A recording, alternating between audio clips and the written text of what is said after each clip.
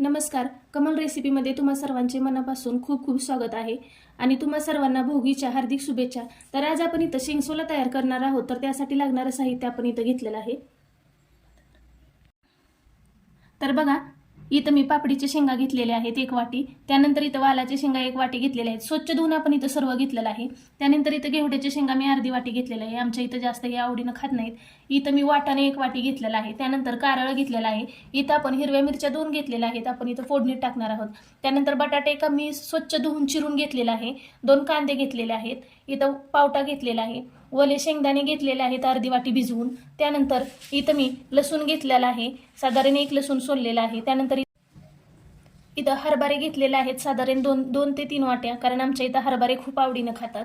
त्यानंतर इथं कोथिंबीर आणि टोमॅटो मी 1 टोमॅटो चिरून घेतलेला आहे आणि कोथिंबीर तुमच्या आवडीनुसार तुम्ही घेऊ शकता. तसेच इथं 1 गाजर चिरून स्वच्छ धुवून घेतलेला आहे. तर अशा प्रकारे ही आपण पूर्ण सामग्री तयार केलेली आहे. कांदे आपण इथं हे शेवट सर्व शिजल्यानंतर चिरून आपण फोडणीला टाकणार आहोत. त्यासाठी मी इथं चिरून घेतलेले नाही आहेत, असे चाक्के दाखवले आहेत. आज आपण इथं शेंगसोला आहे तो वेगळ्या पद्धतीने बनवणार आहोत. तर त्यासाठी बघा, इथं मी पाणी पातेल्यात व्यवस्थित तापवून उकळवून घेतलेलं आहे.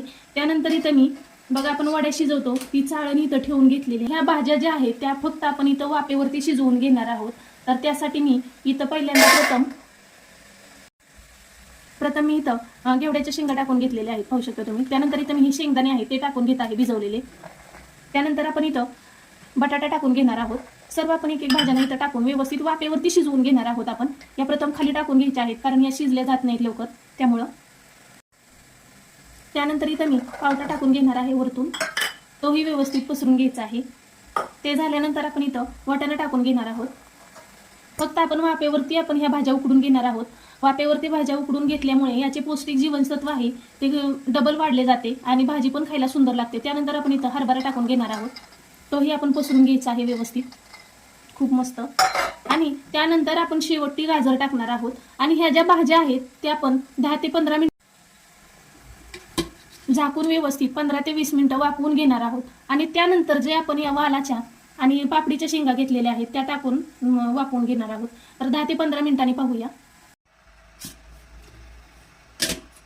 तर 15 मिनिटानंतर आपण हे उघडून पाहत आहोत, पाहू शकता तुम्ही.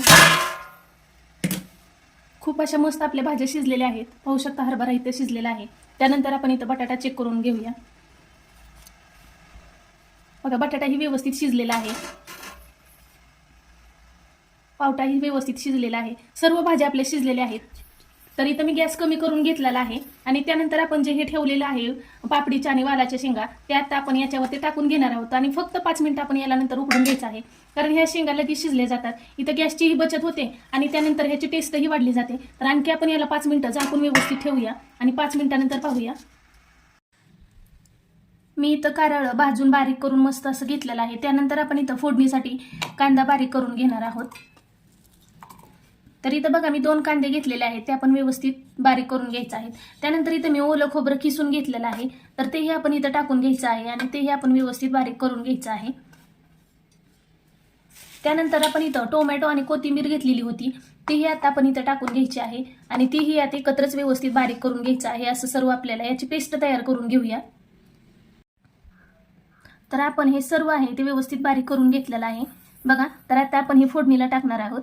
तर चला पुढची प्रोसेस पाहूया. तर मस्त असं आपण आता हे चेक करून घेऊया.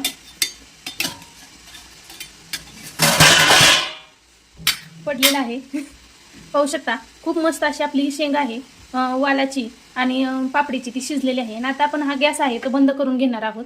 पाहू शकता तुम्ही, खूप छान अशा आपल्या ह्या भाज्या आहेत त्या व्यवस्थित वापरलेल्या आहेत किंवा शिजलेल्या आहेत. बघा, खूप सुंदर अशा दिसत आहेत, खूप छान. मिक्स करून आता आपण ह्या अशाच थंड करून घेऊया. तर पाहू शकता तुम्ही, इथं कढईत मी तेल टाकून घेतलेलं आहे, गरम झालेलं आहे. त्यानंतर आपण आता इथं मोहरी टाकून घेणार आहोत, व्यवस्थित तडतड द्यायची आहे. त्यानंतर आपण इथं 2 मिरच्या टाकून घेणार आहोत. त्यानंतर आपण इथं जिरे टाकून घेणार आहोत. जिरे टाकून घेतल्यानंतर आपण इथं बघा, लाल तिखट, कांदा लसूण मिक्स केलेली चटणी, मीठ, कारळ आणि शेंगदाण्याचा कूट घेतलेला आहे. हे सर्व टाकून आपण व्यवस्थित भाजून घेणार आहोत. तर ते हे व्यवस्थित भाजून घ्यायचं आहे प्रथम. बघा मी तिथं फोडणी देऊन घेतलेली, पण माझ्याकडून लसूण वगैरे टाकायचा राहिलेला, नंतर मी आणखी फोडणी देऊन घेते. तर तेल गरम झालेलं आहे, त्यात इथं मी पांढरे तीळ आणि लसूण बारीक करून घेतलेला आहे, कुटून घेतलेला आहे, तर तो इथं टाकून घेतलेला आहे. त्यानंतर इथं कोथिंबीर वल्लं खोबरं आणि कांदा टोमॅटो मी बारीक करून घेतलेले आहे प्युरी, तर ती आपण आता इथं टाकून व्यवस्थित भाजून घेणार आहोत. पाहू शकता मस्त असं आपण हे 5 मिनिट भाजून घ्यायचं आहे.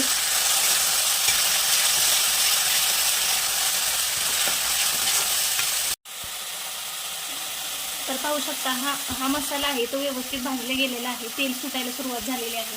त्यानंतर जे आपण मगाशी हा मसाला भाजून घेतलेला आहे तो आपण नंतर यात टाकून घ्यायचा आहे आणि तो व्यवस्थित परतून घ्यायचा आहे. बघा यालाही व्यवस्थित मिक्स करून व्यवस्थित परतून घ्यायचं आहे. तर व्यवस्थित मसाला भाजून झालेला आहे. त्यानंतर इथं मी मिक्सरच्या भांड्यात जो मसाला बारीक केलेला ते थोडंसं आपण फुगवून इथं पाणी टाकून घ्यायचं आहे आणि ही 2 मिनिटं फक्त आपण शिजवायचं आहे. बघा जेणेकरून आपला हा पूर्ण मसाला आहे तो शिजला जाईल आणि याची टेस्ट छान येईल यासाठी. हे तो व्यवस्थित आता शिजला गेलेला आहे. बघा मस्त असं छान वरती तेल सुटायला सुरुवात झालेलं आहे. त्यानंतर आपण इथं जे वाफवून शेंगसोल्याचं सर्व साहित्य घेतलेलं आहे ते आता आपण इथं टाकून घेणार आहोत आणि व्यवस्थित फक्त 5 मिनिट आपण याला परतून घ्यायचं आहे मिक्स करून. जास्त आपल्याला इथं परतायची गरज नाही आहे किंवा शिजवायचीही गरज नाही आहे, कारण हे व्यवस्थित शिजलं गेलेलं आहे खूप छान. आणि आपण वाफेवरती फक्त याला शिजवलेलं आहे, आपण पाण्यात शिजवलेलं नाही आहे बिलकुल, त्यामुळे त्याची टेस्टही खूप छान आणि मस्त अशी येते. व्यवस्थित मिक्स करून घेऊया. मस्त असा आपला हा शेंगसोला किंवा खेंदाट हे व्यवस्थित परतून झालेला आहे आणि आता मी इथं गॅस बंद करून घेतलेला आहे, खाण्यासाठी रेडी झालेला आहे. त्यानंतर आपण थोडीशी कोथिंबीर याच्यावरती टाकून घेऊया. ऑलरेडी मी बारीक करून टाकलेली आहे कोथिंबीर, तुम्हाला आवडत असेल भरपूर कोथिंबीर तरी वरतून टाका, आवडत नसेल तर नाही टाकली तरी चालेल. मस्त अशी कोथिंबीर वरतून टाकून घ्यायची आहे आणि आता आपला हा शेंगसोला आहे तो खाण्यासाठी तयार झालेला आहे. अवश्य ट्राय करून पहा.